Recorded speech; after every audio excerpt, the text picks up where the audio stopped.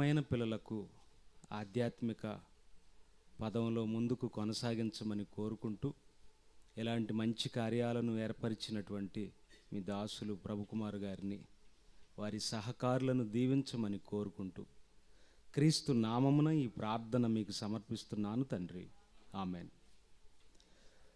కూడి వచ్చిన దేవుని ప్రియులైన వారందరికీ ప్రభువైన యేసుక్రీస్తు వారి నామంలో శుభములు తెలియజేస్తున్నాను.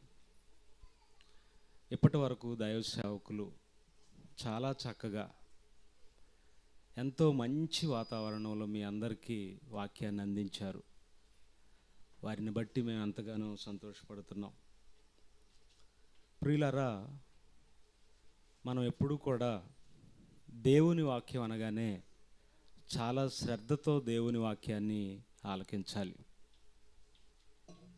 ఎందుకంటే మనం ఎలాంటి వాళ్ళం అంటే,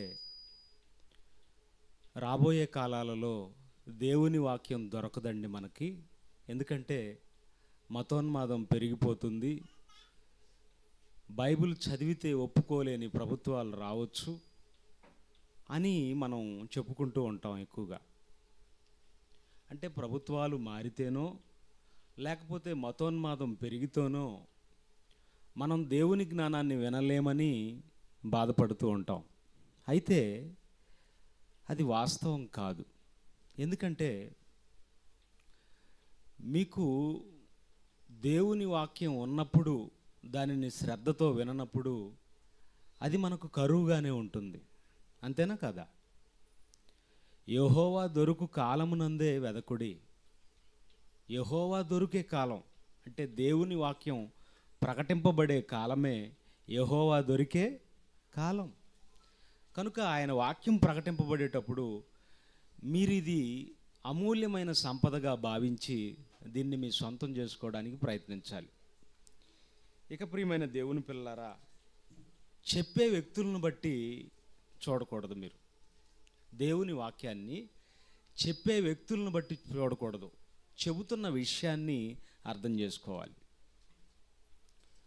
కనుక ఈరోజు మనకు దేవుడు అందించబోయే ఉపదేశం ఒక మంచి అంశాన్ని మీకు తెలియజేయడానికి ఇష్టపడుతున్నాను. ఆ అంశం కరిగిపోతున్న కాలం, మారని మనిషి నైజం అనే అంశాన్ని మీకు తెలియజేయబోతున్నాను. బైబిల్ని అంశాలుగా బోధిస్తే చాలా త్వరగా అర్థమవుతుంది. అందుకనే అంశాలుగా బోధించటం జరుగుతుంది. మరి ఇలాంటి సంగతులు బైబిల్లో అంశాలుగా బోధించమని ఉందా అండి అంటే ఉంది. హెబ్రీలకు రాసిన పత్రిక 8వ అధ్యాయం ఒక్కసారి చూడండి. హెబ్రీలకు రాసిన పత్రిక 8వ అధ్యాయము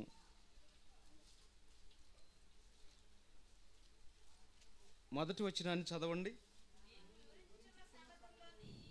మేము వివరించుచున్న సంగతులలోని సారాంశమేదనగా, మేము అనగా అపోస్తలులు, వాక్యోపదేశకులు, మేము వివరించుచున్న సంగతులలోని సారాంశమేదనగా అంటే ఒక సంగతిని ఏం చేయాలి? వివరించాలి. వివరిస్తే మనకు ఏం అర్థమవుతుంది? చివరికి సారాంశం వస్తుంది. అది చూసారా? బైబిల్ ప్రతిదానికి ఆన్సర్ని ఎంత చక్కగా చెబుతుందో చూశారు కదా. మేము వివరించుచున్న సంగతులలోని సారాంశమేదనగా. అలాగే ఈరోజు మేము కూడా వివరిస్తున్న సంగతి ఏంటంటే, కరిగిపోతున్న కాలం, మారని మనిషి నైజం. అవును, ఇంతకు కాలం కరిగిపోతుంది అంటున్నారేంటి? కాలం ఏమైనా వెన్నపూస ఏంటి? లేకపోతే వెన్న, లేకపోతే ఐసా కాలం? ఆలోచించండి. దేవుడు మనిషికి ఆయుష్కాలాన్ని ఇచ్చాడు. మన కాలం ఎలా వస్తుంది? సూర్యుడు, చంద్రుడు, భూమి, ఈ సృష్టి భ్రమణ పరిభ్రమణాలకు అనగా ఒకదాని చుట్టూ మరొకటి తిరుగుతున్నప్పుడు విశ్వం అంతా భ్రమణ పరిభ్రమణాల్లో ఉన్నప్పుడు మనకు కాలం వస్తుంది. సంవత్సరం రావాలి అని అంటే మనం క్యాలెండర్లో వేసుకుంటే సంవత్సరం రాదు. అర్థమవుతుందా? క్యాలెండర్ పెట్టుకుంటే ఆ డేట్లను బట్టి సంవత్సరం రాదు. సంవత్సరం రావాలనంటే మనం నివసిస్తున్న భూమి గంటకు 1,11,600 కిలోమీటర్ల వేగంతో సూర్యుడిని చుట్టి రావడానికి పట్టే కాలం సంవత్సరం. అర్థమవుతుందా? సంవత్సర కాలం అంటే ఇంత వేగంతో సూర్యుడు చుట్టూ తిరిగి వచ్చే సమయానికి, అంటే తాను ప్రారంభమైనటువంటి స్థానానికి తిరిగి వచ్చే సమయానికి పట్టే కాలం సంవత్సరం. నెల రావాలి అంటే చంద్రుడు భూమి చుట్టూ తిరిగి రావడానికి పట్టే కాలం నెల. వీటన్నింటిని బట్టి మనం కాలాన్ని తయారు చేసుకొని, వాచీని తయారు చేసుకొని, క్యాలెండర్లు తయారు చేసుకొని, షాపుల్లో కూడా క్యాలెండర్స్ పెట్టుకుంటారు. ఏ రోజు డేటు ఆ రోజు చించేస్తూ ఉంటారు. ఈరోజు ఎంత? 27 కదా, ఈరోజు డేట్ని అలా చించేస్తారు. రేపు మళ్ళీ షాప్కి వెళ్తాడు, 28వ తేదీ ఉన్న డేట్ని చించేస్తాడు. ఇలా కాలాన్ని పేపర్ల రూపంలో చించేసాను అనుకుంటున్నాడే తప్ప ఆ కాలం ప్రకృతిలో కరిగిపోవటం లేదు. ప్రకృతిలో కరిగిపోవటం లేదు, మన జీవిత కాలంలోనే కరిగిపోతుంది. అందుకనే మీకు ఇప్పుడు ఒక లెక్క చెబుతాను. మానవుని సరాసరి ఆయుష్కాలం, ఇప్పుడు భారతీయుల గురించి ఆలోచిద్దాం. భారతీయుల సగటు ఆయుష్కాలం ఎంతంటే 60 సంవత్సరాలండి. ఇంకా తగ్గింది, 54 సంవత్సరాలకు వచ్చింది సగటు మనుష్యుల ఆయుష్కాలం. చూస్తున్నారు కదా మీరు. వయసుతో నిమిత్తం ఉందా ఈ రోజుల్లో చచ్చిపోతున్న వాళ్ళు? వయసుతో నిమిత్తం ఉందండి? క్రికెట్ ఆడుతూ చచ్చిపోతున్నారు పిల్లలు. ఏమంటే ఆలోచించండి. చిన్న చిన్న పనులు చేస్తా నడుస్తూనే బోర్లబడి చచ్చిపోతున్నారు. కారణం ఏంటంటే మన గుండె చాలా వీక్ అయిపోతుంది. ఎందుకంటే గుండె బాడీలో ఉన్నటువంటి అవయవాలన్నిటికీ రక్తాన్ని అందించలేకపోతుంది. కారణం ఏంటంటే రేడియేషన్ ఎఫెక్ట్ బాగా పెరిగిపోయింది. ఫోన్లే ఫోన్లు. పిల్లలు కూడా చిన్న పిల్లలు, 9 నెలల పిల్లలు, 8 నెలల పిల్లలు కూడా ఫోన్లు. దానివలన ఏం జరుగుతుందనంటే,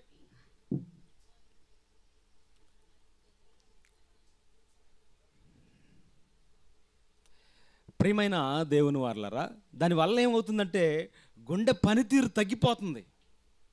ఏమండి, మనం చిన్న మోటార్ పెట్టేసి 5వ స్టేర్కి నీళ్లు పంపించాలనుకోండి. మనం పెట్టింది తక్కువ హార్స్ పవర్ ఉన్నటువంటి మోటార్ పెట్టాం, 5వ స్టేర్కి పంపించాలి. ప్రారంభంలో కాస్త దాని పనేంటి పైకి పంపించడం, ప్రయాసపడుతుంది. తర్వాత కాలిపోద్ది, అంటే దాని పవర్ సరిపోవట్ల పైకి పంపించడానికి. మన గుండె కూడా 70 అవయవాలకు ఒక్కసారి రక్తాన్ని పంపు చేయాలన్నమాట. అంత శక్తివంతమైన ఈ గుండె ఏదో బాధతో, కష్టంతో నడిపిస్తుంది అన్నమాట బండి. దీనికి కారణం మన జీవన విధానం పాడైపోయింది, మన మనస్తత్వం పాడైపోయింది. అందుకనే ప్రియమైన దేవుని పిల్లరా, చావుకి ఈరోజు వయసుతో నిమిత్తం లేకుండా చచ్చిపోతున్నారు. మన జీవితకాలం రోజు రోజుకి దగ్గర పడిపోతున్నాం, మరణానికి దగ్గర పడిపోతున్నాం. మరణం తర్వాత దేవుడికి ఏం సమాధానం చెబుతాం మనం, చెప్పండి? అందుకనే కరిగిపోతున్న కాలం, మారని మనిషి నైజం అనే ఈ ప్రశ్నను మీ ఎదుట పెట్టి మనం ఒకసారి ఆలోచిద్దాం దీని గురించి. సృష్టిలో దేవుడిచ్చినటువంటి కాలమానానికి నో ప్రాబ్లం, కానీ మనకు దేవుడిచ్చినటువంటి ఆయుష్కాలం, జీవితకాలం అనేది కరిగిపోతుంది. అప్పుడప్పుడు అంటారు కదా, ఆస్తులన్నీ వాళ్ళ నాన్నగారు కూడబెడితే వాళ్ళ కొడుకు గారు ఏం చేశాడట? కరిగించేశాడు. అంటే ఆస్తులను కరిగించటం ఏంటి? మొత్తం పోగొట్టుకున్నాడు అని అర్థం. అంతేనా? అంతే. ఇప్పుడు మన ఆయుష్కాలం కూడా, మన జీవితకాలం కూడా కరిగిపోతుంది. అంటే ఏమవుతుంది? వెళ్ళిపోతుంది. హ్యాపీ బర్త్డే అని అన్నామంటే దాని అర్థం ఏంటి? సంవత్సరం వెళ్ళిపోయిందని హ్యాపీయా నీకు? సంవత్సరం వెళ్ళిపోయింది, హ్యాపీ బర్త్డే అని కొట్టామంటే చప్పట్లో దాని అర్థం ఏంటి? దేవుడు నాకు ఇచ్చిన ఆయుష్కాలంలో సంవత్సరం అయిపోయిందని సంతోషపడుతున్నావా? లేకపోతే దేవుడు నీకు అప్పగించిన పని ఏమీ చేయలేదు నువ్వు? అందుకనే ఆలోచిద్దాం. రైట్? బైబిల్ నుంచి చూడండి ఒక్కసారి ప్రియమైన దేవుని పిల్లరా. ఒక లెక్క చెప్తాను మీకు. మానవ ఆయుష్కాలం ఇప్పుడు భారతీయుల సగటు ఆయుష్కాలం 54 సంవత్సరాలు అయితే, ఈ లెక్క వినండి మీరు బాగా, ఈ లెక్క వినండి. ఏమండి, మనిషి 25 సంవత్సరాలు నిద్రపోతాడంటండి. ఎంత మానవుని ఆయుష్కాలం? 54 సంవత్సరాలు. 25 సంవత్సరాలు నిద్రపోతాడంట. ఎంత? 25 సంవత్సరాలు. అయితే 25 సంవత్సరాలు నిద్రపోతాడు, 7 సంవత్సరాలు కునుకంట. కునుకు ఎన్ని సంవత్సరాలు? ఇప్పుడు చాలామంది కుర్చీల్లో కూర్చొని కునుకేస్తున్నారు కదా. ఎట్లా అనేవి 7 సంవత్సరాలంట. ఇప్పుడు 25 సంవత్సరాలు ఏమో నిద్ర, కునుకుపాటు ఎంత? 7 సంవత్సరాలు. 25 + 7 ఎంత? 32. ఓకే. ఇక తర్వాత ఎంటర్టైన్మెంట్ 9 సంవత్సరాలు అంటండి. ఎంటర్టైన్మెంట్ ఏంటి? సినిమాలు, సీరియళ్ళు, సరదాలు ఇవన్నీ కలిపితే 9 సంవత్సరాలు. మొత్తం ఎంత అయినా? ఒక 32, ఒక 9, 41 సంవత్సరం అయిపోయింది. ఇంకెంత మిగిలింది? 54లో 41 పోతే 13 సంవత్సరాలు ఉంది. ఈ 13 సంవత్సరాల్లో పని, మరి మనం బ్రతకడానికి పని చేయాలి కదా. పని ఎంతసేపు? బాత్రూంలో స్నానాలు ఎంతసేపు? తిండి ఎంతసేపు? ఆలోచించండి ఒక్కసారి మీరు. అందుకనే దేవుడు అన్నాడు, నా సన్నిధిని నీ ఆయుష్కాలం లేనట్టే. అది అసలు లేదయ్యా. వాస్తవానికి ఆలోచిస్తే అసలు నీకు ఆయుష్కాలం లేనే లేదంటున్నాడు. నిద్రకి 25 సంవత్సరాలు పోయి, కునుకుపాటుకు 7 సంవత్సరాలు పోయి, ఎంటర్టైన్మెంట్కి 9 సంవత్సరాలు. మరి ఇవన్నీ పోతే నీకు అసలు ఆయుష్కాలం ఏది? నాకే అనిపిస్తూ ఉంటుంది అప్పుడప్పుడు, 39 సంవత్సరాలు వచ్చాయా నాకు, 39 సంవత్సరాలు వచ్చాయా నాకు అనిపిస్తూ ఉంటుందండి. ఇప్పటికీ నాకు ఒక్కొక్కసారి భయం వేస్తూ ఉంటుంది. ఏంటి నిన్న గడిచిపోయినట్టు అనిపిస్తూ ఉంటుంది. కనుక ఆయుష్కాలం క్రొవ్వొత్తిలా కరిగిపోతూ ఉంటే మనకింతవరకు ఆలోచన రావట్లేదు. ఓకే, ఆలోచిద్దాం. ఆయుష్కాలాన్ని దేవుడు ఎందుకు ఇచ్చాడు? అసలు మనం ఎందుకు మారాలనే ఆలోచన మనకు ఎందుకు కలగటం లేదు? ఇవన్నీ ఆలోచిస్తే మనకు అర్థమైపోద్ది ఈరోజు కొద్ది నిమిషాలే. ఓకే, అసలు దేవుడు ఆయుష్కాలాన్ని ఎందుకు ఇచ్చాడు? ఈ ఆయుష్కాలంలో ఎందుకు మారమంటున్నాడు? మారాలన్న ఆలోచన మనకెందుకు కలగటం లేదు? దేవుడు ఆయుష్కాలాన్ని ఎందుకు ఇచ్చాడు? మారమని ఎందుకు అంటున్నాడు? మారాలన్న ఆలోచన మనకెందుకు కలగట్లేదు? ఈ విషయాలపై పరిపూర్ణమైనటువంటి అవగాహన పొందుదాం ఈరోజు. మనకు మారాలనే అవగాహన ఎందుకు కలగట్లేదంటే, మనల్ని ఒకడు దత్తత తీసుకున్నాడు. మనల్ని ఎవరో చూడండి ఒకసారి. యెషయా గ్రంథము 14వ అధ్యాయము 17వ వచనం. యెషయా గ్రంథము 14వ అధ్యాయము 17వ వచనం. భూమిని కంపింపజేసి రాజ్యములను వణికించినవాడు ఇతడేనా? లోకమును అడవిగా చేసి దాని పట్టణములను పాడు చేసినవాడు ఇతడేనా? తాను చెరపట్టిన వారిని తమ నివాస స్థలమునకు పోనీయని వాడు ఇతడేనా? అపవాది గురించి మాట్లాడుతూ భూమిని కంపింపజేసి రాజ్యములను వణికించిన వాడు ఇతడేనా? భూమిని కంపింపజేస్తున్నాడట, అంటే తలక్రిందులు చేస్తున్నాడట, వణికిస్తున్నాడట భూమిని. ఎలా వణికిస్తున్నాడండి? మొన్న ఒక వీడియో నేను చూశానండి. తండ్రి గారు రిటైర్డ్ ఎంప్లాయీ అనుకుంటా, ఆయన పదవీ కాలం అయిపోయి అలా కుర్చీలో కూర్చున్నాడు. ఇంత ఎత్తున్నాడు, ఇంత లా ఉన్నాడు. ఈ పిడికిలతో వాళ్ళ నాన్నగారిని 20 గుద్దులు గుద్దాడండి. ఇలా ఇలా ఇలా ఇలా ఇలా ఇలా. పాపం ముసలాయన, నా కొడుకుని నేను చేతుల్లారా పెంచుకున్నాను, ఈ కొడుకు చేతుల్లోనే నా చావు ఉంటుందని ఆయన ఊహించలేకపోయాడండి. అలా వచ్చి ఆయన కూడా అసలు అలా కూర్చున్న వ్యక్తిని అలా గుద్దితే అలా పక్కకు పడి చనిపోయాడండి. ఆలోచించండి. అపవాది ఏం చేస్తున్నాడంటే భూమిని కంపింపజేస్తున్నాడు, వణికిస్తున్నాడు. ఎందుకంటే భూమి మీద ఉన్న దేవుని పిల్లలందరినీ వాడి హ్యాండ్ ఓవర్ చేసుకున్నాడు కనుక. భూమిని కంపింపజేసి రాజ్యములను వణికించిన వాడు ఇతడేనా? లోకమును అడవిగా చేసి దాని పట్టణములను పాడు చేసిన వాడు ఇతడేనా? ఏమండి, లోకమును అడవిగా చేసి దాని పట్టణాలను పాడు చేస్తున్నాడు. పట్టణాలను పాడు చేస్తున్నాడు. వినుకొండను పాడు చేశాడు. ఏది, మన ఊరిని పాడు చేశాడు. అన్నిటినీ పాడు చేశాడు. లోకాన్ని ఏం చేశాడట? అడవి చేశాడట. అడవి అంటే క్రూర మృగాలు ఉంటాయి. మరి మనం ఎవరవి? మనుషులం, మానవ సమాజం కాస్త అడవి చేశాడట. ఒక జంతువు మరొక జంతువుని క్రూరంగా వేటాడి దాని రక్తాన్ని తాగటం, రక్తాన్ని రుచి మరిగిన క్రూర మృగాలను చూసాం కదా.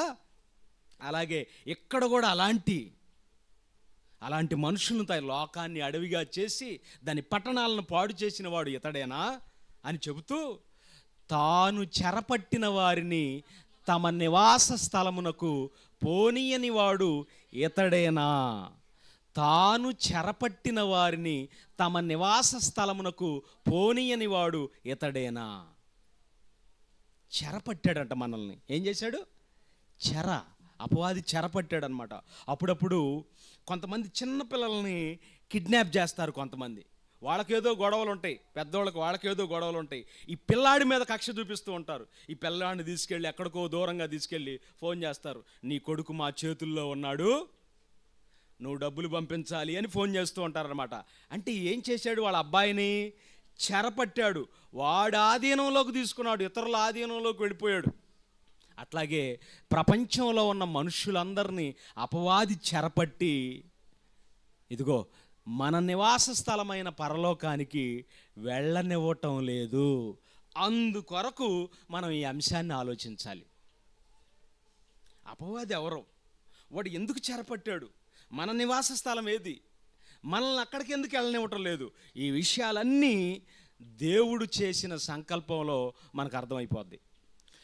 మనకి 3 విషయాలు మనకు తెలియకుండా చేస్తున్నాడు అపవాది. మొదటిది ఏంటంటే, మన మీద దేవునికి ఉన్న సంకల్పం మనకింతవరకు తెలియకపోవటం. మొదటిది, మన మీద దేవునికి ఉన్న సంకల్పం తెలియకపోవటం, మనం మారకపోవటం. ఎందుకు మారట్లేదంటే, ముందు మనకి దేవుడికి మన మీద ఉన్నటువంటి సంకల్పం తెలియకపోవటం ఫస్ట్. ఇక రెండవది, దేవుడిచ్చిన ఆయుష్కాలం ఎందుకు ఇచ్చాడో తెలియకపోవటం రెండవది. అంటే ఒకటేమో పరలోకపు తండ్రి సంకల్పం మన మీద ఏముందో తెలియకపోవటం, అది మనకు తెలియకపోవటం. రెండవది, ఆయుష్కాలాన్ని ఎందుకు ఇచ్చాడు అనే సంగతి తెలియకపోవటం. ఈ ఆయుష్కాలంలో ఏం చేయాలనేది అస్సలు తెలియకపోవటం. ఏంట్రా మీరు ఇక్కడ ఉంది, కొంచెం దూరంగా వెళ్ళండి మైక్. చూసారా, మనకు దేవుని సంకల్పం తెలియట్లా. ఏంటి దేవుని సంకల్పం? పరలోకమందున్న దేవుడు ఈ భూమి మీదకు మనల్ని పంపిస్తున్నాడు. మీరు మీ పిల్లల్ని హాస్టల్కి పంపిస్తారు. ఎందుకు పంపిస్తారు? ఇంటి దగ్గర ఉంటే గారాబం చేస్తాం, పిల్లలు మనకు అందిరారు. అక్కడుంటే కాస్త 4 పిల్లల మధ్య పోటీతత్వంతో బాగా చదువుకుంటాడు. ఏమండి, ఇంటి దగ్గర ఉంటే మనం ఆ పనులు ఈ పనులు చెప్పి పిల్లాడిని చదువుకు దూరం చేస్తామేమో, వాడి భవిష్యత్తు బాగుండాలని దూరంగా పంపిస్తాం. దేవుడు కూడా మనల్ని పరలోకంలోనే ఉంచుకోవచ్చు కదా. భూమి మీదకి ఎందుకు పంపించాలి? మనల్ని మారమని ఎందుకు కోరాలి? మనం ఎందుకు పాపం చేయాలి? మారిన వాళ్ళని మళ్ళీ తిరిగి పరలోకానికి ఎందుకు తీసుకెళ్ళాలి? ఇదంతా రిస్క్ కదూ. భలే నవ్వుతున్నారే. మీకు కరెక్ట్ అనిపిస్తుంది కదా. అంటే దేవుడు తప్ప రిస్క్ అనుకుంటున్నారా? ఆలోచించండి. మీ అబ్బాయి డాక్టర్ అవ్వాలంటే ఇంట్లోనే ఉంచుకుంటే డాక్టర్ అవుతాడా? అబ్బా, ఓకే, రైట్, బాగా చెప్పారు. మీ అబ్బాయి డాక్టర్ అవ్వాలంటే ఇంట్లో నుంచి ఉంచుకుంటే డాక్టర్ అవ్వడం. మీ అబ్బాయి ఒక మెకానిక్ అవ్వాలనంటే ఇంట్లోనే ఉంటే మెకానిక్ అవుతాడా? అవడు. అదిగో ఆ మేస్త్రి దగ్గరకు పంపించాలి. ఆ మేస్త్రి పని చేస్తుంటే చూడాలి, ఇతను కూడా ప్రాక్టికల్గా చెయ్యాలి, అప్పుడు మెకానిజం వస్తుందన్నమాట. అంటే మీ అబ్బాయి ఇంట్లో ఉంటే మెకానిక్ అవ్వడం, మీ అబ్బాయి ఇంట్లో ఉంటే డాక్టర్ అవ్వడం, మీ అబ్బాయి ఇంట్లో ఉంటే ఇంజనీర్ అవ్వడం. మరి మనం పరలోకంలో ఉన్న మనం దేవుని స్వరూపం కలిగి దైవ లక్షణాలతో దేవుళ్ళలాంటి క్యారెక్టర్ మనకు రావాలంటే పరలోకపు తండ్రి భూమి మీదకి పంపించాలా వద్దా? పంపించాలి. పంపించిన తర్వాత ఆయన లక్షణాలన్నింటినీ ఈ భూమి మీద మనం కలిగి ఉంటే అప్పుడు శబాష్, నువ్వు నా కుమారుడిగా భూమి మీదకి వెళ్ళి నిరూపించుకున్నావని అంటాడు. అందుకని ఏం చేస్తున్నాడంటే ఫస్ట్ మనకు ఆయుష్కాలాన్ని ఇస్తున్నాడు. ఏమిస్తున్నాడు? మనకి ఆయుష్కాలాన్ని ఇస్తున్నాడు. ఎక్కడ ఇస్తున్నాడు ఆయుష్కాలాన్ని చూడండి ఒకసారి.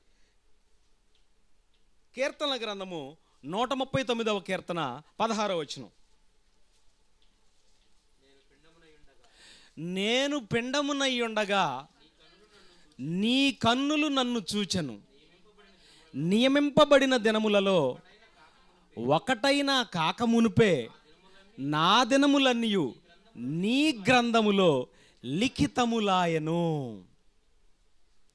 పరలోకపు తండ్రి మన జీవిత దినాల గురించి, మన జీవితాన్ని గురించి చెబుతూ, నేను పిండమునై ఉండగా నీ కన్నులు నన్ను చూశాను. దేవుడు ఎక్కడున్నాడు?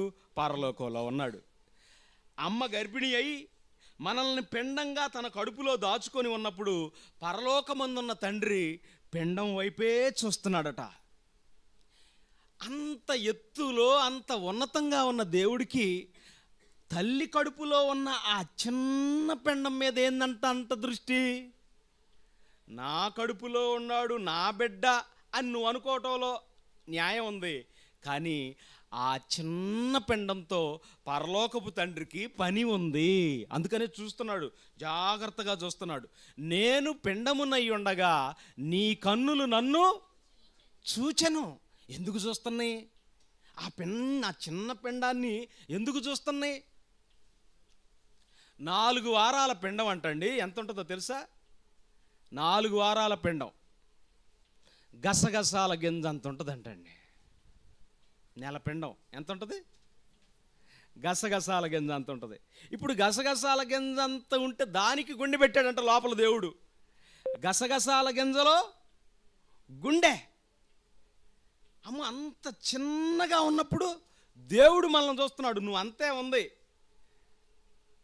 అంతగా ఉన్నప్పుడు దేవుడు చూస్తున్నాడు. ఎందుకో తెలుసా?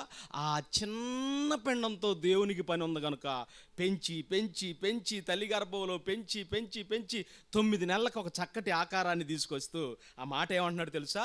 నేను పిండమునై ఉండగా నీ కన్నులు నన్ను చూచెను, నియమింపబడిన దినములలో ఒకటైనా కాకమునిపే నా దినములన్నీయు నీ గ్రంథములో లిఖితములాయను. లిఖితము, నియమింపబడిన దినాలు అంటే భూమి మీద నువ్వు ఎంతకాలం బ్రతకాలన్నది ఆ తల్లి గర్భంలో ఆ చిన్న రేణువుగా ఉన్నప్పుడే కన్ఫామ్ అయిపోయిందట. ఎంతకాలం బ్రతకాలనేది కన్ఫామ్ అయిపోయిందట. అంతెందుకు, ఇప్పుడు మీరు మీ ఊరిలో బస్సు ఎక్కి వినుకొండ వెళ్ళాలనుకోండి, కండక్టర్ గారి దగ్గర టికెట్ అడుగుతారు, ఎక్కడికి వెళ్ళాలమ్మా అంటాడు. అనగానే మీరేం చెప్తారు? వినుకొండ అని చెప్తారు. అప్పుడు ఈ ఊరి పేరు రాస్తాడు. ఏమని? కొత్తపాలెం. కొత్తపాలెం నుంచి వినుకొండ. అంటే మీరు ఎక్కినప్పుడే, మీరు ఎక్కిన స్టేజీ, దిగాల్సిన స్టేజీ కూడా నిర్ణయమైంది. అబ్బా, అట్లాగే దేవుడు మీరు ఎంతకాలం బ్రతకాలనే ఆయుష్కాలాన్ని దేవుడు మీరు తల్లి గర్భంలో ఉండగానే నిర్ణయించాడు. ఎందుకు ఆయుష్కాలాన్ని నిర్ణయించాడు? హాయిగా మొలకలూరు ఈ ఊరు మొత్తం చుట్టూ తిరిగి వస్తారనా? తిరిగి వస్తారని ఆయుష్కాలాన్ని ఇచ్చాడా? చెప్పండి, ఆలోచించండి ఇప్పుడు ఒక్కసారి. ఇంకొక మాట చూద్దాం. ప్రియమైన దేవుని పిల్లారా, నిర్గమాకాండం 1వ అధ్యాయం, నిర్గమాకాండము 1వ అధ్యాయము ఇంతకుముందు సేవకులు చదివించారు. నిర్గమాకాండము 1వ అధ్యాయము 15వ వచనం. మరియు ఐగుప్తు రాజు షిఫ్రా పూయాను హెబ్రీల మంత్రసానులతో మాట్లాడి, మీరు హెబ్రీ స్త్రీలకు మంత్రసాని పని చేయుచు వారిని కాన్పుపేటల మీద చూచినప్పుడు మగవాడైన ఎడల వాణ్ణి చంపండి, ఆడపిల్ల అయిన ఎడల దాన్ని బ్రతకనీయడని వారితో చెప్పెను. అంటే మోషే గారు పుట్టే సమయానికి ఐగుప్తులో ఇశ్రాయేలీలు బాగా పెరిగిపోతున్నారు, జనాభా పెరిగిపోతున్నారు. కనుక ఐగుప్తు రాజు ఫరో ఏమనుకున్నాడంటే మగపిల్లలందరినీ చంపేసేయండి అని ఒక ఇద్దరిని పెట్టాడు. షిఫ్రా పూయ ఇద్దరిని పెట్టాడు మంత్రసానుల్ని.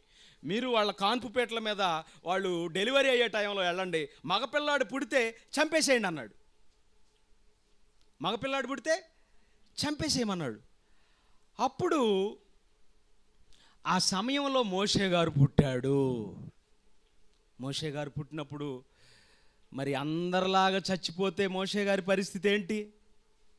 చచ్చిపోయాడు అనుకోండి. అసలు దేవుడు మోషే గారిని ఎందుకు పుట్టిస్తున్నాడు? ఇశ్రాయేలీలను కనాను దేశానికి నడిపించడానికి ఒక నాయకుడిని పుట్టించాడు. ఒకవైపేమో ఫరోలో సాతాను దూరి చంపేసేయమంటుంది, అందరినీ చంపేసేయమంటుంది. ఇప్పుడేమో దేవుడేమో ఆయన్ని పుట్టిస్తున్నాడు, తన ప్రజల కోసం పుట్టిస్తున్నాడు. ఇప్పుడు ఏమైందంటే, అయ్యా ఆ హెబ్రీ స్త్రీలు చాలా చురుగ్గా ఉన్నారు, మేము వెళ్ళిపోయేసరికే వాళ్ళు కనేస్తున్నారు, మా వల్ల కావట్లేదయ్యా, అది కష్టంగా ఉంది అని చెప్పారు. అప్పుడు ఏమన్నాడంటే, ఇక మీ వల్ల కాదులే కానీ పుట్టిన ప్రతి మగబిడ్డను తీసుకెళ్ళి ఆ నైల్ నదిలో పడేయండి, ఆ నదిలో పడేసేయండి అన్నాడు. నైల్ నదిలో పడేయమన్నారు. 3 నెలలు దాచిందంటండి తల్లి, 3 నెలలు దాచిందంటండి. ఇక నా వల్ల కాదనుకుందంటండి. 3 నెలలు దాయటం చాలా కష్టం అయిపోయింది ఎవరికై? తల్లికి. 3 నెలలు దాచిందట. ఓ పిల్లాడి ఏడుపు వినిపించకుండా, ఏడుపు వినిపిస్తే వీళ్ళు వస్తారు, వచ్చి పిల్లాడిని ఒళ్ళో నుంచి లాక్కొని తీసుకెళ్ళి నీళ్ళల్లో వేసేస్తారు. కనుక ఏడుపు వినిపించకుండా చాలా జాగ్రత్తగా 3 నెలలు పెంచి, అయ్యా ఇక నేను పెంచలేనయ్యా, ఇంక ఎప్పటికైనా, ఇప్పుడు చచ్చిపోతే ఒక లెక్క, కాస్త పెరిగి పెద్దోడైన తర్వాత చంపేశారనుకో అది ఇంకా బాధగా ఉంటుందని చెప్పేసి ఒక చక్కటి జమ్ము పెట్టె తయారు చేయించి కింద కీలు పూసి ఆ నదిలో వదిలేసింది. ఇక నా వల్ల కాదయ్యా దేవుడా నువ్వేనయ్యా అని. అప్పుడు అదే సమయంలో ఫరో కుమార్తె స్నానానికి వచ్చిందట. నైలు నది నిండా శవాలు, చిన్నపిల్లల శవాలు అయిపోయి కంపు కొడుతుంటే అప్పుడు స్నానానికి రావడం ఏంటి? ఏమన్నా బుద్ధి ఉందా ఫరో రాజకుమార్తెకి? బుద్ధి లేకపోయినా దేవుడు ఆ సమయానికి నువ్వు పద, స్నానానికి పదమ్మా అని పంపించాడు. ఎందుకు? నా కుమారుడు ఉన్నాడు అక్కడ, చూసారా? వెళ్ళిపోయేసరికి ఏం కంటికి ఆ పెట్టి కనిపించింది. పెట్టి కనిపించేసరికి అదేదో చాలా విచిత్రంగా ఉంది అని తీసుకురమ్మనేసరికి బిడ్డను చూసేసరికి చాలా అందంగా కనిపించాడట. ఎవరు అందంగా కనిపించింది? శత్రువుల బిడ్డ అందంగా కనిపించాడట. ఈ పక్కనే అక్క ఉంది. అమ్మగారు అబ్బాయి బాగా నచ్చాడు కదా? నిజమేనే, అబ్బాయి బాగా నచ్చాడు, మరి ఏం చేయమంటావు అమ్మగారు? పెంచుదాం, ఈ అబ్బాయిని పెంచుదాం. పెంచుతారా అమ్మగారు? వెంటనే పోయి వాళ్ళ అమ్మను పిలుచుకొచ్చింది. ఎందుకు? మరి పెంచాలంటే పాలు ఇవ్వాలి కదా. వాళ్ళ అమ్మను పిలుచుకొచ్చింది. వాళ్ళ అమ్మను పిలుచుకొస్తే వాళ్ళమ్మ పాలు ఇచ్చినందుకు జీతం ఇచ్చిందంట ఫరో కుమార్తె. మీ పిల్లలకు మీరు పాలు ఇస్తే జీతాలు ఎవరైనా ఇచ్చారా మీకు? చూసారా దేవుని కాపుదల ఎట్లా ఉందో చూసారా? కాన్పుపేటల మీద కత్తితో తెగ నరికే రోజుల నుంచి కాపాడుకొచ్చాడు. నీళ్ళల్లోకి పోతే నీళ్ళల్లో నుంచి కాపాడుకొని వచ్చాడు. ఇప్పుడు ఎక్కడ పెరుగుతున్నాడు? ఏ రాజు కోటలోనైతే మగపిల్లలను చంపమని శాసనం వచ్చిందో ఆ రాజు కోటలోకి వెళ్ళిపోయాడు. అది దేవుని కాపుదల. మీరు అనుకుంటే అవుద్దా? పలానోడిని వంశం లేకుండా చేయాలరా నువ్వు అనుకుంటే సరిపోద్దా? దేవుడు ప్రణాళికాబద్ధంగా ఈ భూమి మీదకు పంపిస్తున్నాడు మనల్ని. ఎంత కాపుదలో చూడండి. అంటే నియమింపబడిన దినములలో ఒకటైనా కాకమునిపే నా దినములన్నీయు నీ గ్రంథములో లిఖితములాయను. మీ గురించి కూడా రాసుకున్నాడు. మీరు కూడా ఒకసారి ఆలోచించండి. మీరు ఇంతకాలం ఎందుకు బ్రతికుంటారు? కోటా బియ్యం పుచ్చిపోతాయని పుట్టారా? చాలామంది అనే మాట అదేగా, బియ్యం పుచ్చిపోతాయని పుట్టావరా నువ్వు అని. నో, వాటికి మనకు సంబంధం ఏంటి? మన పరలోకపు తండ్రి మహాపోషకుడైతే ఆకాశ పక్షుల్ని పోషించగా దేవుడు మనల్ని పోషించలేడా? ఇంతకాలం మీరు ఎందుకు బ్రతుకుతున్నారో తెలుసా? చిన్నప్పుడే భయంకరమైన రోగం వచ్చినప్పుడు ఎందుకు చనిపోలేదు? వైద్య సదుపాయాలు లేనప్పుడు ఎందుకు చనిపోలేదు? భయంకరమైన వ్యాధులు వచ్చి పిల్లల్ని అర్ధరాత్రి హాస్పిటల్కి తీసుకెళ్లారే, ఇక బ్రతకడండి అని చెప్పిన వాళ్ళు కూడా బ్రతికారు. ఎందుకు బ్రతికారు? మీరు ఆయన సంకల్పంలో ఉన్నారు గనుక. ఏ రోజైనా ఆలోచించారా? మోషే గారి కాలంలో ప్రభుత్వం వ్యతిరేకమై మగపిల్లలందరినీ చంపమంటే దేవుడు ఎంత కాపాడుకుంటున్నాడు మీరు ఒక్కసారి ఆలోచించండి. అంటే ఇక్కడ కూర్చున్న మీరు కానీ నేను కానీ ఏం గమనించాలో తెలుసా? పరలోకపు తండ్రికి ప్రతి మనిషిపై ఒక సంకల్పం ఉంది, సంకల్పం ఉంది. అందుకనే ఈ భూమి మీదకి వస్తున్నాం. వచ్చిన తర్వాత మనం పరలోకపు తండ్రి సంకల్పం తెలుసుకొని దేవుడు ఎందుకు ఆయుష్కాలాన్ని ఇస్తున్నాడో అర్థం చేసుకొని జాగ్రత్తగా బ్రతకాలి. రైట్? చూడండి, ఒక మాట చూడండి. ఈ జాగ్రత్తగా మనం బ్రతకటం కోసం ఇర్మియా గ్రంథము 22వ అధ్యాయము 21వ వచనంలో ఏమంటున్నాడు చూడండి. ఇర్మియా గ్రంథము 22వ అధ్యాయము 21వ వచనం. నీ క్షేమకాలములలో నేను నీతో మాట్లాడానయ్యా అంటున్నాడు. నీ క్షేమకాలం, మన బ్రతుకు కాలంలో ఒకరోజు మాట్లాడాడట, మనతో మాట్లాడాడట. అవునండి. వాక్యం అంటే ఏంటో తెలుసా? వాక్యం అంటే మన బ్రతుకులను మార్చడానికి దేవాది దేవుడు సిద్ధపరిచిన ఉపదేశం అండి. ఉపదేశం. మీకు ఒక విషయం చెప్పాలి.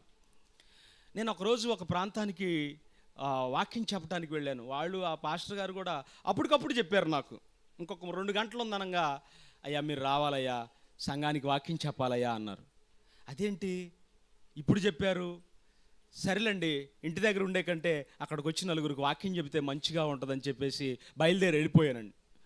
వెళ్ళిపోయి వాక్యం చెప్పిన తర్వాత ఒక తల్లి నా దగ్గరకు వచ్చి ఏడుస్తుందండి. వాక్యం చెప్పిన తర్వాత ఏడుస్తుంది, వస్తుంది, ముందుకు వస్తుంది, ప్రార్థన చేయించుకోవడానికి వస్తుందేమో అనుకున్నాను. కానీ వచ్చి ఏడుస్తుంది. ఏందమ్మా, ఎందుకమ్మా అట్లా ఏడుస్తున్నావు అంటే, ఈరోజు సాయంత్రం నేను చచ్చిపోవాలనుకున్నానయ్యా అంది. ఈరోజు సాయంత్రం అంటే మధ్యాహ్నం వచ్చింది ప్రార్థనకి. ఈరోజు సాయంత్రం నేను చచ్చిపోవాలనుకున్నానయ్యా, కానీ ఈ వాక్యం విన్న తర్వాత నాకు బ్రతుకు మీద ఆశ కలిగిందయ్యా, నేను ఇక ఆలోచన చేయటం లేదయ్యా అని సంఘం అందరి ముందు చెప్పిందండి. ఇది నేను ఈరోజు ఈ పని చేయాలనుకుంటున్నాను అని చెప్పింది. అంటే ఏంటి అర్థం? బ్రతుకు విలువ మనకు తెలియకపోతే బ్రతుకు విలువ తెలియజేయించే మాటలే దేవుని వాక్యం. ఎందుకు పుట్టామో, ఎందుకు బ్రతకాలో మనల్ని చక్కగా నడిపించే ఒక చక్కటి రహదారే దేవుని వాక్యం. ఇక్కడ ఏమంటున్నాడు? నీ క్షేమకాలములలో నీతో మాట్లాడానమ్మా, నేను నీతో మాట్లాడా. నీ క్షేమకాలం అంటే ఏంటి? నీ క్షేమకాలం అంటే ఏంటి? మనుషులందరూ దాదాపుగా ఏదో ఒక రోగం వస్తే కానీ దేవుడి దగ్గరకు రారు, ఏదో ఒక సమస్య వస్తే కానీ దేవుడి దగ్గరకు రారు. అంతేనా? సమస్య వచ్చిందంటే గుడిని పాస్టర్ గారిని వదిలిపెట్టాం. పాస్టర్ గారు ప్రార్థన చేయండి అంటాం, అనారోగ్యం వస్తే ప్రార్థన చేయండి అంటాం, అమ్మాయికి పెళ్లి కాకపోతే ప్రార్థన చేయమంటాం, ప్రతి చోట ప్రార్థన చేయమంటాం. ఇప్పుడే పెళ్లి సంబంధాలు కట్నం కాస్త ఎక్కువ ఇచ్చేటట్లు ప్రార్థన చేయమంటాం. అసలు మనకు ప్రార్థన ఎంత చీప్ అయిపోయింది అన్నట్టు. ఎంత ప్రార్థన చేసుకుంటా, ప్రభువా నేను బయలుదేరే సమయానికి బస్సు వచ్చేటట్టు చేయయ్యా. ఏమ్మా ఒక 5 నిమిషాలు ముందు వెళ్ళకూడదు? వెళ్ళదు. ఏం పోయేసరికి ఆర్టీసీ డిపార్ట్మెంట్ అంతా ఎలర్ట్ అయిపోవాలి. ఎలర్ట్ అయిపోయి ఏం పోయే బాగానే బస్సు రావాలంట. చూసారా ఎంత స్వార్థమో? చూసారా? ఇట్లాంటి స్వార్థ ప్రార్థనలు అండి మనం చేసేది. నో, అలా కాదు. నీ క్షేమకాలములలో నేను నీతో మాట్లాడానయ్యా అంటున్నాడు. క్షేమకాలం అంటే ఇప్పుడు నేను వచ్చే సమయానికి, ఈ వాక్యం చెప్పే సమయానికి మీరు తీవ్రమైన జ్వరంతో బాధపడుతున్నారనుకోండి, ఇంటి దగ్గర ఉన్నారనుకోండి, రాగలరా? ఇక్కడికి రాలేరు. అంటే నేను వచ్చే సమయానికి మీకు ఆరోగ్యం బాగుంటే కానీ, ఆరోగ్యం బాగుంది, ఆరోగ్యం బాగుండి కానీ ఇదే సమయంలో మీకు వాక్యం చెప్పే సమయంలో మీ చుట్టాలు వచ్చారనుకోండి, వస్తారా ఇక్కడికి? రారు. అంటే ఆరోగ్యం బాగుండాలి, అనుకూలత కుదరాలి, మీకు రావాలన్న మనసు ఉండాలి, వచ్చి కూర్చోవాలి, వచ్చిన తర్వాత వాక్యం వినాలి. అంటే మీరు ఇక్కడ దాకా వచ్చారంటే ఆరోగ్యం ఉంది, అనుకూలత ఉంది, వినే మనసు ఉంది. ఇంత దూరం వచ్చి వినే మనసు లేకుండా నిద్రపోతున్నారు అనుకోండి, ఇది ఇంకా డేంజర్. ఏది ఆరోగ్యం బాగుంది, వచ్చే మనసు ఉంది, వచ్చారు, కూర్చున్నారు, అటెండెన్స్ చేయించుకున్నారు పాస్టర్ గారి చేత, ఏమ్మా రాలేదు అంటాడేమోనని వచ్చి కూర్చున్నారు కదా. ఏమండి ఆలోచించండి, ఇక్కడ దాకా వచ్చి నిద్రపోయారు అనుకోండి, మరి ఇదంతా ఏమైపోవాలి? అందుకనే దేవుడు అంటున్నాడు, అమ్మా నీకు అన్ని పరిస్థితులు బాగున్నప్పుడే సేవకులను పిలిపించి వాక్యం చెప్పిస్తున్నాను. నీ క్షేమకాలములలో నేను పిలవగా నేను విననయ్యా, నీ మాటలు నా చెవికి ఎక్కటలేదు. నేను విన్నాను అన్నావు. అలా వినకపోవటం మనకు బాల్యం నుండి వాడుక అయిపోయింది. అంటే దేవుని మాట వినకపోతే దేవుని సంకల్పం ఎలా తెలుస్తుంది చెప్పండి? అందుకనే మన కాలం, మన జీవితంలో ఉన్న కాలం అంతా కరిగిపోతుంది, రోజు వెళ్ళిపోతుంది. రేపు మారదాంలే, తర్వాత మారదాంలే అనుకుంటా ఉన్నాం. ఒకవేళ వాక్యం తెలిసినా కూడా ఈరోజు మారదాం, రేపు మారదాం అని కాలయాపన చేసుకుంటూ సమాధికి దగ్గర అయిపోతున్నాం. ఏం చెబుతాం సమాధానం చెప్పండి దేవుడికి? చచ్చిన తర్వాత మారదామంటారా? అక్కడ మార్పులేవి కుదరదు. బ్రతికుండగానే మారటానికే దేవుడి అవకాశం ఇచ్చాడు తెలుసా? అసలుకి ఈ జీవితకాలం ఎందుకు ఇచ్చాడు? 60 ఏళ్ళు, 70 ఏళ్ళు, 40 ఏళ్ళు, 50 ఏళ్ళు, ఈ జీవితకాలాన్ని దేవుడికి ఎందుకు ఇచ్చాడంటే మనం మారటానికి ఇచ్చాడండి. మనం మారటానికే ఇచ్చాడు. ఒక్కసారి చూడండి, అపోస్తలుల కార్యములు 17వ అధ్యాయం. మారటానికి ఇచ్చిందే, ఇదేదో మనం కాలక్షేపం చేయడానికి ఇవ్వాల ఈ జీవితకాలాన్ని. అపోస్తలుల కార్యములు 17వ అధ్యాయము 26వ వచనాన్ని ఒకసారి చదవండి.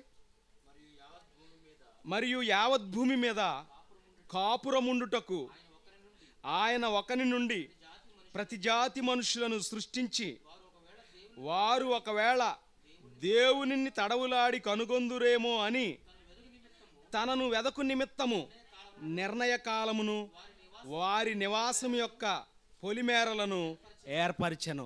యావత్ భూమి మీద కాపురం ఉండుటకు, కాపురం, అమ్మాయిని కాపురానికి పంపిస్తున్నామండి అంటారు, ఆ కాపురం కాదు.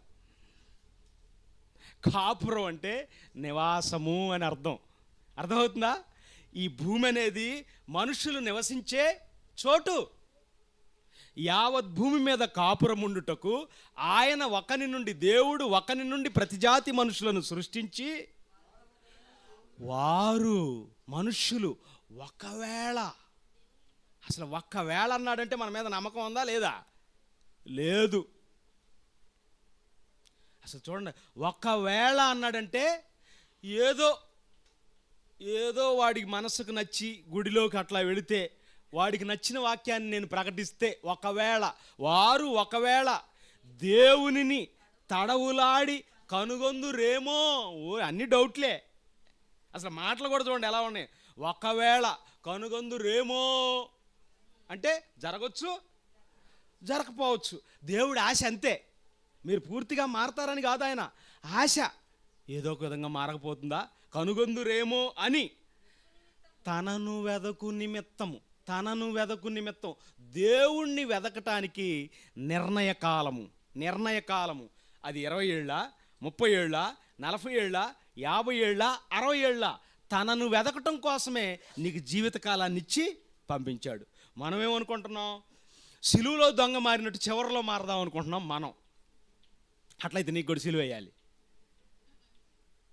సిలువలో దొంగ మారినట్టు చివరిలో మారతాడట. అబ్బా ఏం తెలివయ్యా! మరి అపోస్తలులు కూడా అట్లాగే అనుకోవచ్చుగా, నీకులాగా చివరిలో మారదామని. ప్రాణాలు ఎందుకు ఇచ్చారు ఆలోచించండి ఒకసారి. ఆయనంటే చివరిలో మారాడు, నీకేం కష్టం వచ్చింది? నిన్నెవరు సిలువేశారు? ఆలోచించండి. తనను వెదకు నిమిత్తము నిర్ణయ కాలము అంటే ఈ జీవిత కాలంలో ఏదో ఒక సమయంలో నువ్వు ఖచ్చితంగా మారాలి.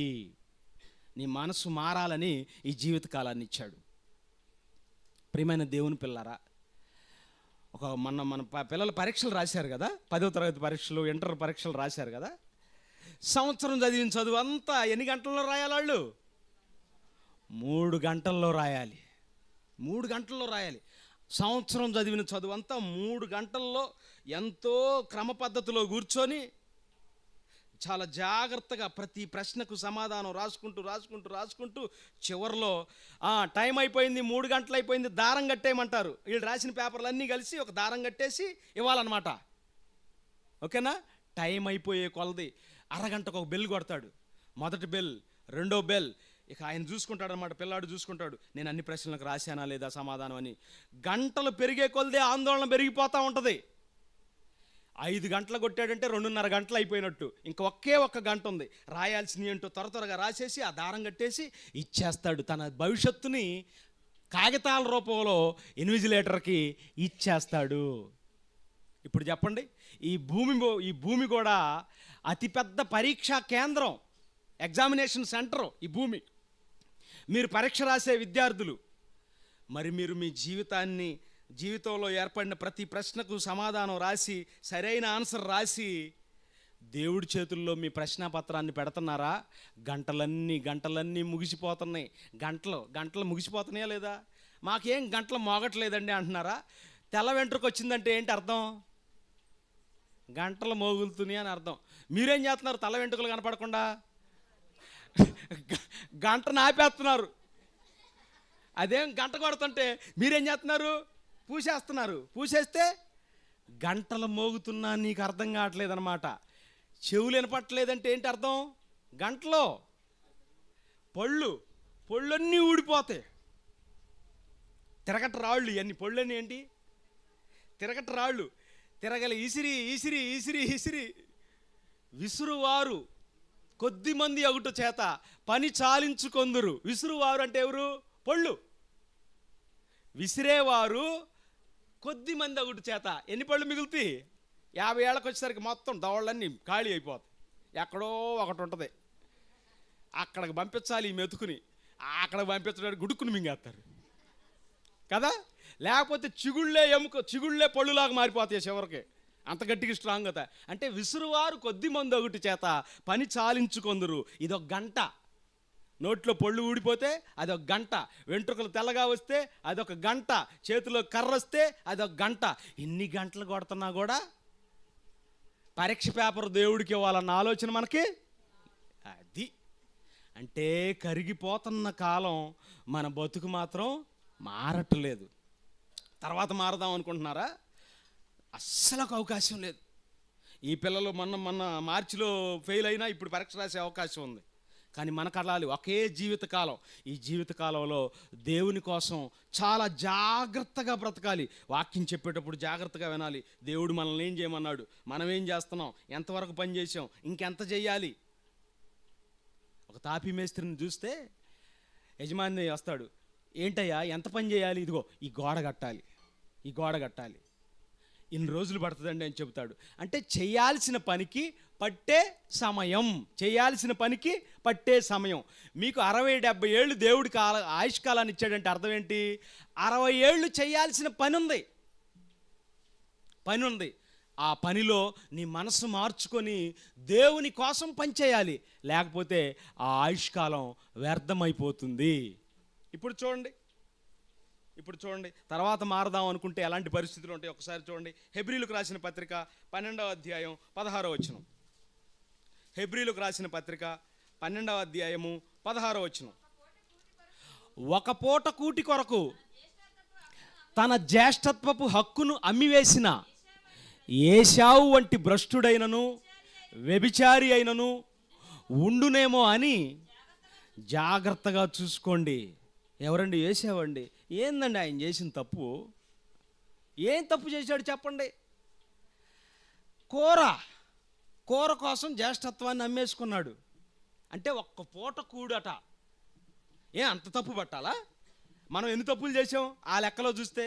చాలా తప్పులు చేసాం. కానీ అదే తప్పుగా పరిగణించాడు. ఒక్క పూట కూటి కోసం జ్యేష్ఠత్వాన్ని తాకట్టు పెట్టావురా నువ్వు? ఎంత తిండిపోతాడువా నువ్వు? ఒక్క పూట కూటి కొరకు జ్యేష్ఠత్వమును అమ్మివేసిన భ్రష్టుడు, వ్యభిచారి అయిన ఏశావు లాంటి వాళ్ళు మీలో ఉంటారు. జాగ్రత్తగా చూసుకోండి. మొన్న మమ్మల్ని పెళ్ళిళ్ళకి పిలుస్తారు కదండి వాక్యం చెప్పమని. మొదలు పెట్టగా కానీ ఒక ఆయన ఎంతసేపు అండి ఇంకా అంటాడు. ఓ నాయను, ఇంకెప్పుడు తిన్నోళ్ళలాగా మేమేం పెళ్ళిళ్ళలోకి వెళ్ళి అసలు దేవుని సంకల్పం ఏంటి, మీరు ఎందుకు పెళ్ళి ఒక్కటవుతున్నారు, దేవుని కోసం ఎలా బ్రతకాలి మీరు అని ఇవన్నీ చెబుదామని మేము వెళ్తాం. చెప్పగానే ఆయన కాపండి ఎంతమంది ఊర్లో బంధువులంతా వచ్చారు తినటానికి. వాళ్ళకి షుగర్ పేషెంట్లు ఉంటారు, మళ్ళీ ఈయన కాదు షుగర్ పేషెంట్ ఉంటారు. చూసారా? అంటే వాక్యానికి విలువనివ్వకుండా చేసేది ఏంటో తెలుసా? మనిషి తిండి. ఈ మధ్యకాలంలో సేవకులు మీటింగులు పెడదామన్న భయం ఏందో తెలుసా? భోజనాలు పెట్టకపోతే మీటింగులే కాదట వాళ్ళకి. చూడండి, చూసారా ప్రియమైన దేవుని పిల్లరా? ఒక్క పూట కూటి కొరకు జ్యేష్ఠత్వాన్ని అమ్మివేశాడు. అంటే విలువైంది ఏదో గుర్తించలేకపోయాడు. జ్యేష్ఠత్వం దేవుడిచ్చేది. నువ్వైనా చేసుకోవచ్చు, నీ వాళ్ళైనా తయారు చేయొచ్చు. దేవుడిచ్చేదాన్ని కాలదనుకున్నాడండి. అది ముందుగా పుట్టడం అనేది దేవుడిచ్చేది. జ్యేష్ఠత్వపు ఆశీర్వాదాలు దేవుడు ఇవ్వాలి. దాన్ని తాకట్టు పెట్టాడండి కూటి కోసం. అట్లాంటి విలువ లేనివాడిని, ఏది విలువ గుర్తించలేని వాడిని తర్వాత వచ్చాడట. అయ్యా నాకు ఇప్పుడు అర్థమైందయ్యా, మారు మనసు పొందుతానయ్యా అంటే వద్దు అన్నాడంట. చూసారా ఎంత కఠినంగా ఉంటాడు దేవుడు? కాలం అయిపోయిన తర్వాత అది కావాలని కోరుకుంటే మీ వలన కాదు.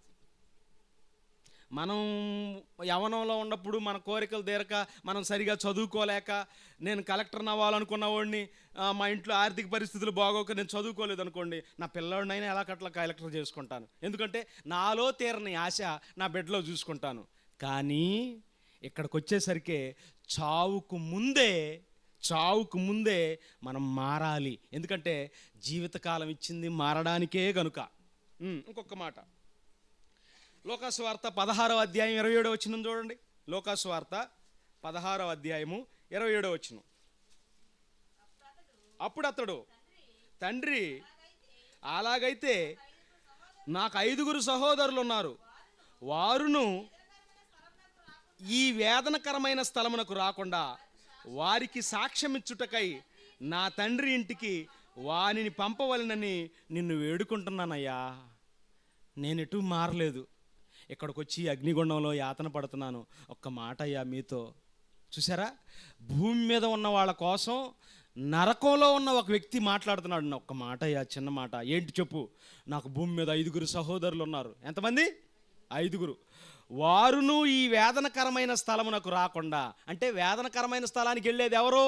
మారు మనసు లేని వాళ్ళు, మారాలన్న ఆలోచన జీవితకాలంలో ఏ రోజు రాని వాళ్ళు అక్కడికి వెళ్ళిపోతారు. రాకూడదయ్యా, వాళ్ళు ఇక్కడికి రాకూడదయ్యా, నా పరిస్థితి ఎట్లా అయిపోయింది, వాళ్ళు ఇలా కాకూడదయ్యా అని కోరుకుంటున్నాడు. అంటే బ్రతికొండగానే మరణానికి ముందే మారాలి. ఎందుకు మారట్లా? మనిషి మేధస్సు, మనిషి మనస్సు ఎందుకు ఇంత కఠినమైపోయింది? ఎందుకు ఇటు కఠినమైపోయింది అంటే ఆ దేవుడి ప్రేమ మనకు అర్థం కాలేదు కనుక ఆయన కూడా ఒక నిర్ణయానికి వచ్చేసాడండి. మీరు ఏమనుకుంటున్నారో కానీ నాకు తెలియదు, కానీ ఆయన కూడా ఒక నిర్ణయానికి వచ్చేసాడు. ఎంతెంత మంచి మాటలు చెప్పాడు అనుకున్నారు? దుష్టుడు మరణము నొందుట చేత నాకేమాత్రమైనా సంతోషము కలుగునా? వాడు తన ప్రవర్తనను దిద్దుకొని బ్రతుకుటయే కదా నాకు సంతోషం. వాడి ప్రవర్తన మారితే నాకు హ్యాపీ అంటున్నాడు. అరే, ఆయన సంతోషపెట్టలేకపోయారండి ఒక్కళ్ళు కూడా పరలోకమందున్న తండ్రిని, అయ్యా నేను మారేనయ్యా, నీకు సంతోషమేనా అన్నవాళ్ళు లేరండి. రోజు ఎన్ని ప్రార్థనలకు వస్తాము, ఎన్ని ప్రార్థనలు చేస్తాము, ఎంత వాక్యం వింటాము. ఇదంతా అడవిలో కురిసిన వర్షం, ఎడారిలో పడిన వర్షంతో సమానం అండి. ఎడారిలో వర్షం పడితే ఏం ప్రయోజనం చెప్పండి? అట్లాగే మన మీద కూడా వర్షం పడుతుంది, వాక్యపు జల్లులు పడుతున్నాయి, కానీ మనలో ఏమాత్రం చలనం లేదు. అందుకని చివరగా ఏమంటున్నాడు చూడండి ఒకసారి. ప్రకటన గ్రంథము 22వ అధ్యాయము 10వ వచనం. మరియు అతడు నాతో ఇలాగు చెప్పెను, ఈ గ్రంథమందున్న ప్రవచన వాక్యములకు ముద్ర వేయవలదు, కాలము సమీపమై ఉన్నది. అన్యాయము చేయువాడు ఎంకను అన్యాయమే చేయనిమ్ము, అపవిత్రుడైన వాడు ఎంకను అపవిత్రుడుగానే ఉండనిమ్ము, నీతిమంతుడు ఎంకను నీతిమంతుడిగానే ఉండనిమ్ము, పరిశుద్ధుడు ఎంకను పరిశుద్ధుడిగానే ఉండనిమ్ము అంటున్నాడు. ఇంకా ఈ ప్రవచన గ్రంథాలకు ముద్రొద్దు అంటున్నాడు. ప్రింటింగ్ వేయొద్దు అంటున్నాడు. ఈ వాక్యం మనం మారటానికి దేవుడు మన చేతిలోకి ఇచ్చాడు. ఏమంటున్నాడు తెలుసా? ఇంకా ప్రింట్ వేయొద్దు, పంపించాల్సిందంతా పంపించాను, ఇంకెందుకు ప్రింట్లు వేస్తున్నారు, ఇంకెందుకు ప్రింట్లు వేస్తున్నారు? నా పిల్లలు మారట్లేదు. ఎన్ని వాక్యాలు విన్నా, ఎన్నెన్ని బైబిళ్ళు కొనుక్కున్నా మారట్లేదు, ఇంక ప్రింట్ వద్దు అంటున్నాడు. ఒక ఆవిడైతే ఇంట్లో పాతబడింది అంట బైబిల్ అన్నీ ఆ పీచు మిఠాయి ఓడికి వేసేస్తుంది బైబిల్స్. ఒకడైతే చింతపండుని బైబిల్ పేపర్లో చుట్టెత్తున్నాడు. కిరాణా కొట్టులోకి వెళ్ళిపోయింది అది. ఏది? బైబిలు. ఎందుకు వెళ్ళిపోయింది? ఆ బైబిల్ కాగితాల్లోనే చింతపండు జుట్టి ఇచ్చేస్తున్నాడు అనమాట. చూసారా, అంగట్లో సరుకు అయిపోయింది దేవుని వాక్యం. అందుకనే ప్రింట్ వద్దు, ఇక ప్రింట్ అయ్యొద్దు. నా పిల్లలు మారట్లా. అన్యాయం చేసేవాడిని అన్యాయం చేయని, ఇంకోటి మారడు. అన్యాయం చేయటం వాడి నైజం, వాడు మారడు. అపవిత్రుడు, వాడిని అట్లాగే ఉండనివ్వు. నీతిమంతుడిని, వాడిని అట్లాగే ఉండు. ఎందుకంటే నేను వస్తున్నాను కనుక ఒక్కొక్కటి సంగతి తేలుస్తా. నన్ను నమ్మవా? గసగసాల గింజంత పరిమాణంలో ఉన్న నిన్ను పెంచి పెద్ద చేసి భూమి మీదకు పంపించి నీ మార్పు కోసం ఎన్నో మంచి మంచి విషయాలు చెప్పించి నీ బ్రతుకును నేను ఇంత సవ్యంగా కాపాడుతుంటే నన్ను నమ్మటానికి నీకు ఏం తక్కువైందిరా? నన్ను నమ్మటానికి నీకు ఏం తక్కువైంది? అందుకనే నమ్మి బాప్తిసం పొందావా, వచ్చేస్తావు, నా చేతుల్లోకి వచ్చేస్తావు. నమ్మలేదా శిక్ష, నమ్మలేదా శిక్ష. నన్ను ఎందుకు నమ్మలేదు? నమ్మకపోవటానికి నీకు ఏం తక్కువ చేశాను నేను? ఆకాశమా ఆలకించు, భూమి చెవియొగ్గు, నేను పిల్లలను పెంచి గొప్పవారిని చేశాను, వారు నా మీద తిరగబడి ఉన్నారు. గాడిదకు సొంతవాని దొడ్డి తెలుసు, ఎద్దు తన కామందుని ఎరుగును. అసలు నా పిల్లలకు బుర్ర లేదని చెబుతున్నాడు. నా పిల్లలకు యోచన లేదు, నా పిల్లలకు తెలివి లేదు అంటున్నాడు. ఎద్దుకున్న ఇంకిత జ్ఞానం లేదా? గాడిదకున్నటువంటి ఆలోచన లేదా మనిషికి? చూసారా, ప్రతినిత్యం భారాలు మోస్తున్నటువంటి గాడిదకు తెలుసంట సొంతవాని దొడ్డి. ఎద్దుకు తెలుసట, భూమిని చీల్చుతూ ఎంతో కష్టపడుతున్న ఎద్దుకు తెలుసంట తన సొంతవాడు, తన కామందు తెలుసంట. మరి మనకు తెలియలేదు కదండి. అందుకని చెడ్డవానిగానే ఉండము. నేను త్వరగా వస్తున్నాను. వాని క్రియల చొప్పున ప్రతి వానికి జీతం ఇస్తాను. క్రియల చొప్పున.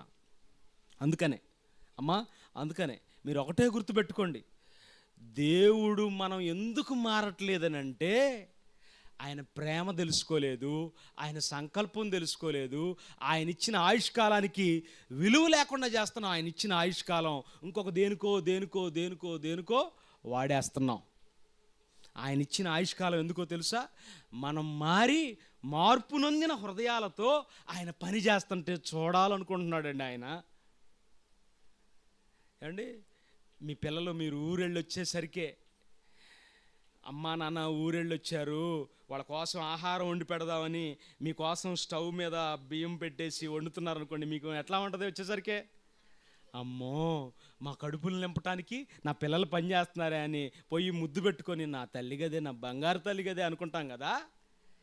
మీ పిల్లలు చేస్తున్న ముద్దు పనులు మీకు ఎంత సంతోషాన్ని కలిగిస్తున్నాయి. పరలోకపు తండ్రికి ఈ భూమి మీదకి వచ్చిన మీరు ఆయన్ని తెలుసుకొని మారిన హృదయాలతో ఆయన పని చేయటం మొదలుపెట్టారు అనుకోండి, వాక్యం చెప్పించడం మొదలుపెట్టారు అనుకోండి, అనేకులకు వాక్యం చెప్పిస్తున్నారు అనుకోండి, అప్పుడు ఆయన మిమ్మల్ని హత్తుకుంటాడు. నా పిల్లలు నా పని చేస్తున్నారని. అది చిన్న పనే కావచ్చు మీకు, కానీ ఆయనకి పెద్ద పని. నా పిల్లలు మంచి పని చేస్తున్నారని సంతోషపడతాడు. ఇప్పుడు చెప్పండి, మన ఆయుష్కాలం కరిగిపోతుంది, మన ఆలోచనలేమో మారట్లేదు కనుక చూసి దేవుడు ప్రకటన గ్రంథంలో ఒక మాట రాయించాడు. ఇంకొద్దు వాళ్ళకి అన్యాయం చేసేవాడిని అన్యాయమే. చూసారా, అంత ప్రేమ కలిగిన తండ్రిలో అంతటి నిరుత్సాహం తెప్పించింది ఎవరో? మనమే. అంత ప్రేమ కలిగిన తండ్రిని ఎంత నిరుత్సాహంలో పడేసేవేంటి ఆయన ఆశలన్నింటినీ నీళ్లు చల్లాం, ఆయన ఆశల మీద నీళ్లు చల్లాం, ఆయన గుండెకు భారం అయిపోయాం మనం. అందుకనే ఇంకా ఆయన ఏం చేయాలి చెప్పండి? అందుకని మీరైనా ఆయన ప్రేమను అర్థం చేసుకొని ఆయన ఉద్దేశాలను నెరవేర్చాలని, కరిగిపోతున్న కాలం అని గుర్తించి ఇక మిగిలిన కాలంలో దేవుడు పనిచేసి ఆయన్ని సంతోషపెట్టాలని కోరుకుంటున్నాను. ప్రార్థన చేసుకుందాం. ప్రేమ కలిగిన మా తండ్రి, మీకు వందనాలు నాయనా. కాలం ప్రకృతి కాలం కాదు, మీరు మాకు ఏర్పరిచిన కాలం కరిగిపోతుంది. మా జీవం ఏపాటిది? ఇంతసేపు కనబడి అంతలోనే మాయమైపోయే ఆవిరిలాంటి బ్రతుకు కలిగిన మేము ఈ ఆవిరిలాంటి బ్రతుకులో ఎన్నో సంవత్సరాలు నిద్రకు, కునుకుపాటుకు, ఎంటర్టైన్మెంట్కే ఖర్చు అయిపోతున్నాయి. మిగిలిన జీవితకాలం ఏం మిగిలింది మీకోసం చేయడానికి? దేవా, ఆ పనులన్నిటినీ తగ్గించుకొని ఆయుష్కాలాన్ని పెంపొందించుకొని మీకోసమే పని చేయగలిగిన భాగ్యమును మా అందరికీ అనుగ్రహించమని కోరుకుంటూ, దేవా, ఈ సంఘమును నడిపిస్తున్నటువంటి దైవ సేవకునికి తోడుగా ఉండండి. రేపటి దినం సభలో కూడా తోడుగా ఉండమని కోరుకుంటూ ఈ ప్రార్థన మీ ప్రియకుమారుడైన యేసుక్రీస్తు వారి నామమున మీకు సమర్పిస్తున్నాము తండ్రి. ఆమెన్. అందరికీ వందనాలు.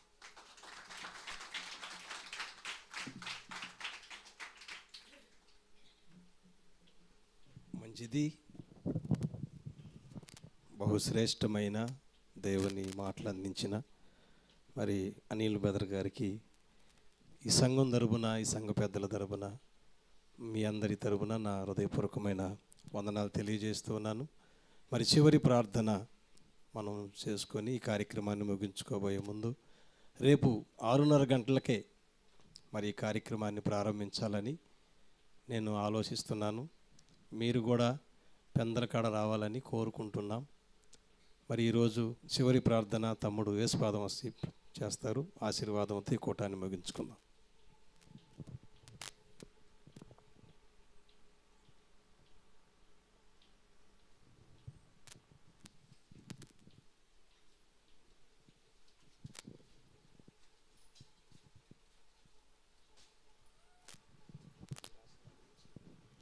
ప్రార్థన చేసుకుందామండి.